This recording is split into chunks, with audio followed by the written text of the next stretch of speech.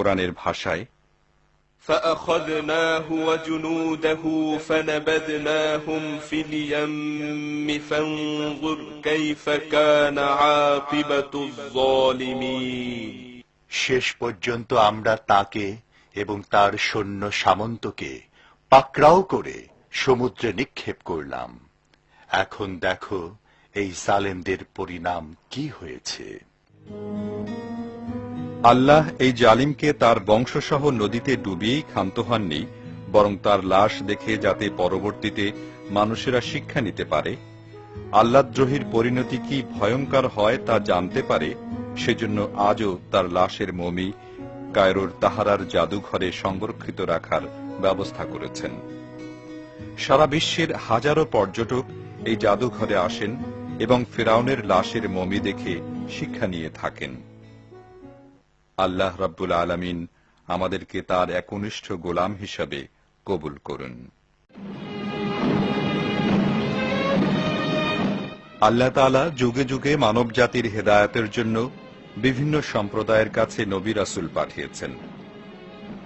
এরই ধারাবাহিকতায় হযরত আদম আলাইহিস সালাম, হযরত ইদ্রিস আলাইহিস সালামের পর তৃতীয় নবী হিসাবে মহান রব্বুল আলামিন হযরত নূহ আলাইহিস সালামকে পাঠান তার সম্প্রদায়কে এক আল্লাহমুখী করার জন্য।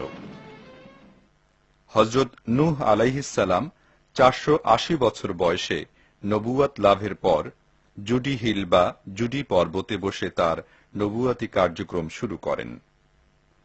তার সম্প্রদায়কে তিনি অদ্দ, সুয়া, ইয়াগুস, ইয়াউক ও নসর দেবতাদের বাদ দিয়ে এক আল্লাহর গোলামি করার জন্য 470 বছর দাওয়াত দিলেও তারা নূহ আলাইহিস সালামের ডাকে সাড়া দিল না, এমনকি তার স্ত্রী পুত্রও না।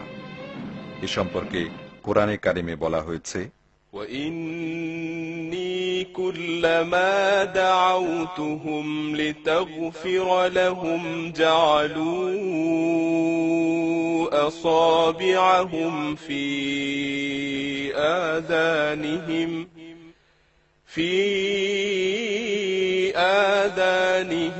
واستغشوا ثيابهم وأصروا واستكبروا استكبارا। আর যখনই আমি তাদেরকে ডেকেছি যেন তুমি তাদেরকে মাফ করে দাও, কিন্তু তারা তাদের কানে আঙুল দিয়ে এবং নিজেদের কাপড় দিয়ে মুখ ঢেকে নিয়েছে এবং নিজেদের সিদ্ধান্তে তারা অনমনীয় হয়েছে আর খুব বেশি অহংকার করেছে। ফলে আল্লাহ রাব্বুল আলামিন নূহ আলাইহিস সালামের সম্প্রদায়ের প্রতি অসন্তুষ্ট হয়ে যান এবং নূহ আলাইহিস সালামকে একটি নৌকা তৈরির নির্দেশ দেন। তাতে তার অল্প সংখ্যক অনুসারী ও পালিত পশুদের জোড়ায় জোড়ায় নিয়ে আরোহণ করেন।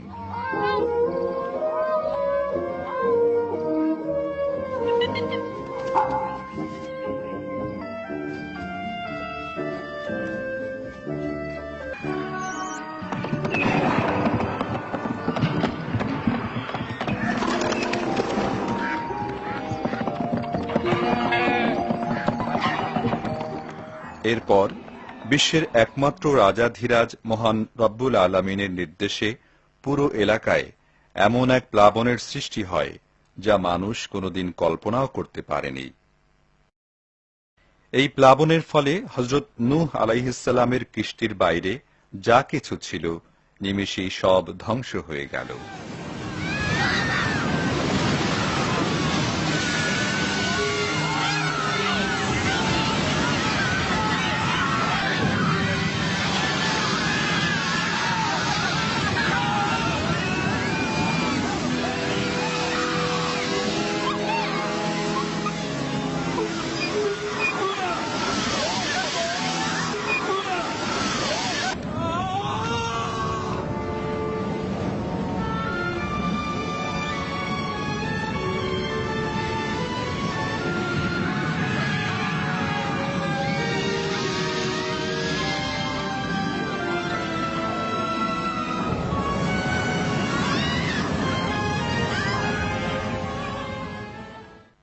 কোরআনের ভাষায়, فأنجيناه وأصحاب السفينة وجعلناها آية للعالمين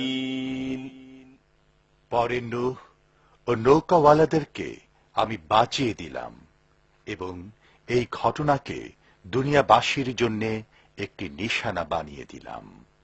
আর এভাবেই আস্থা করে নিক্ষিপ্ত হল পৃথিবীর ইতিহাসের আরেকটি অবাধ্য জাতি। এই পাহাড়টি দুনিয়াবাসীর জন্য আল্লাহর সেই নিদর্শন। ধারণা করা হয় এই পাহাড়েই হযরত নূহ আলাইহিস সালাম মহাপ্লাবনের পর সাথীদের নিয়ে আশ্রয় গ্রহণ করেছিলেন। আজ থেকে 2000 বছর পূর্বে ইটালির পম্পে নামক শহরটির গোড়াপত্তন হয়। 20,000 লোকের বসবাস এই শহরটিতে। নাগরিক জীবনের স্বাভাবিক সব রকমের সুযোগ সুবিধা ছিল এখানে। ছিল কোলাহলমুখর কর্মচঞ্চলতা, কিন্তু সব পাওয়ার আনন্দে এখানকার অধিবাসীরা হয়ে উঠেছিল বড়ই বেয়ারা, অহংকারী আর লোভী। এক আল্লাহকে ভুলে দেবদেবী আর মূর্তির চর্চায় হয়েছিল আকণ্ঠ নিমগ্ন।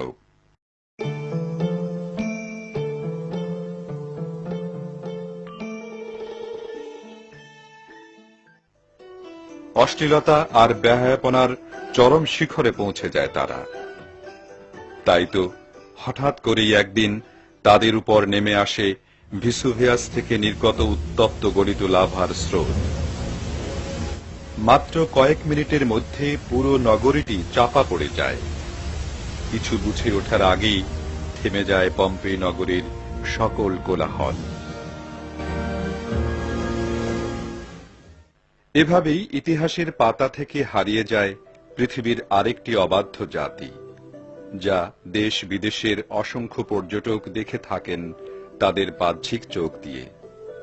কিন্তু একজন ঈমানদার এই দৃশ্য দেখবেন তার অন্তর্চক্ষু দিয়ে, আর শিক্ষা গ্রহণ করবেন অনন্ত জীবনের জন্য।